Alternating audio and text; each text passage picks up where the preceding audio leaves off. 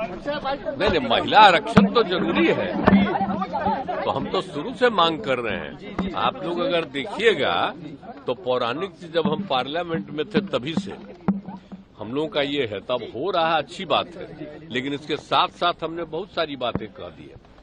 ये लागू तो करेंगे नहीं, तो इनको जो करना था एक हो जाना चाहिए था 21 में, हर 10 साल पर होता था, तो हो नहीं रहा है, तो इसलिए उसमें अपना डिले तो इसको हमेशा समय पर होना चाहिए।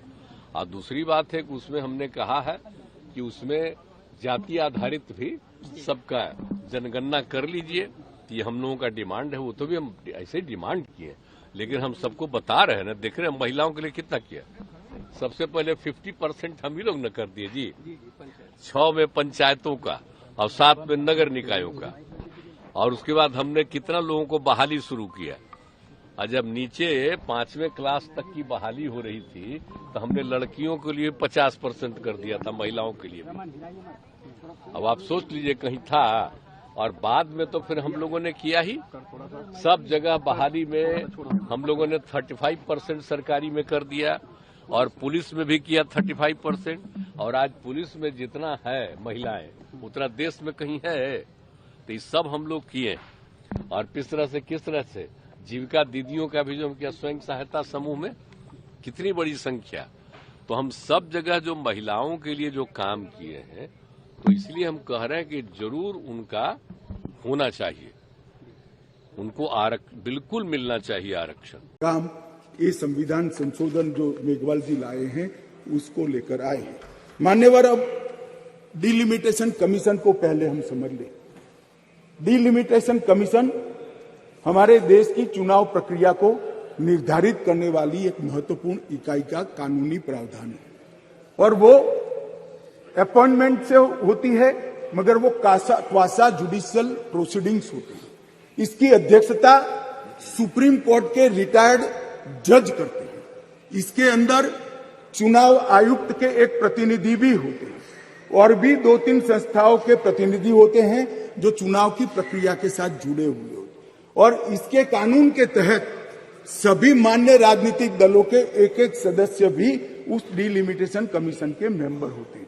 अब 1/3 मान्यवर 1/3 सीटों का रिजर्वेशन करना है, तो वो सीटों कौन तय करेगा? ये जो कह रहे हैं क्यों नहीं कर देते, कौन करे? हम करें, और फिर वायनाड रिजर्व हो गया है तो आप क्या करोगे? हमको कहोगे कि भाई पॉलिटिकल कर दिया।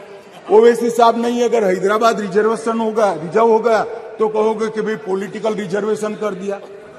इसलिए ये बहुत अच्छा है कि ये डिलिमिटेशन कमीशन जो क्वासा जुडिशियल प्रोसीडिंग से चलता है, हर राज्य में जाकर, हर क्षेत्र में जाकर ओपन हियरिंग देकर ट्रांसपेरेंट पद्धति से इसका नीति निर्धारण करता है, वो डिलिमिटेशन कमीशन से इसका निर्धारण हो।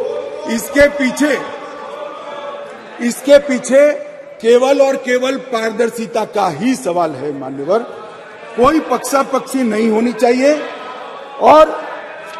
और मान्यवर, मैं इतना ही कहना चाहता हूं कि कुछ लोगों ने आज सोशल मीडिया में भूमिका बनाना शुरू की है।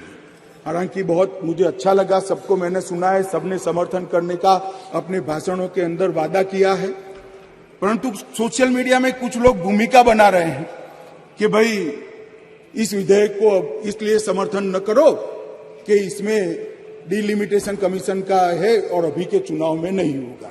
कुछ लोग कह रहे हैं इसमें ओबीसी आरक्षण नहीं है, मुस्लिम आरक्षण नहीं, इसलिए समर्थन न करो।